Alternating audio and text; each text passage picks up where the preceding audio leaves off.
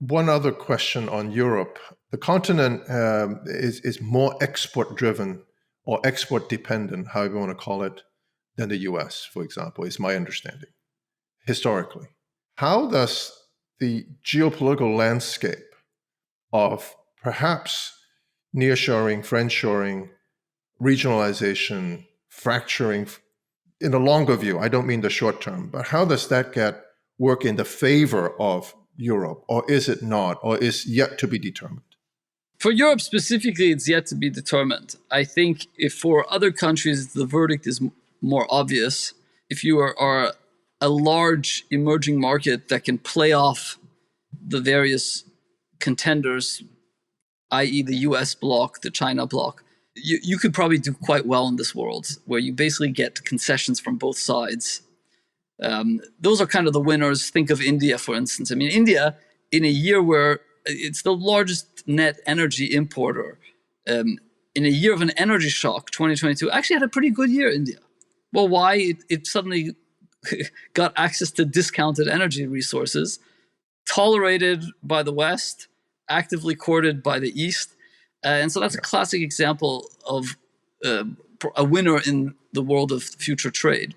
A loser is probably those that are stuck, kind of torn in the middle, too small to play off each side, with a mismatch of integration in one bloc or the other. For instance, I'm thinking of South Korea, where they're economically clearly more integrated with China, but geopolitically anchored with the US. Well, that's not a good place to be in the world where trade is fracturing around these geopolitical contours. Europe is clearly more allied with the US, but the verdict, why the verdict is not over, it's an ally with an ocean in between. And we can see from the news flow every month that there's a little bit of a dance going on. China still has some Europe dependency. Europe has China dependency. The US would like its allies to do certain work. The Europeans would like the US ally to recognize its contributions. And so therefore the verdict is still open to what degree how Europe can fare and navigate these waters.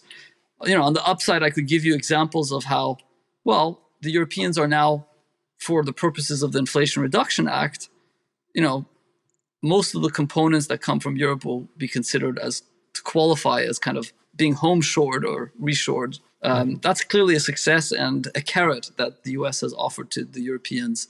And so therefore, some of Europe's companies will actually benefit from the increase in domestic investment in the energy transition in the US as well.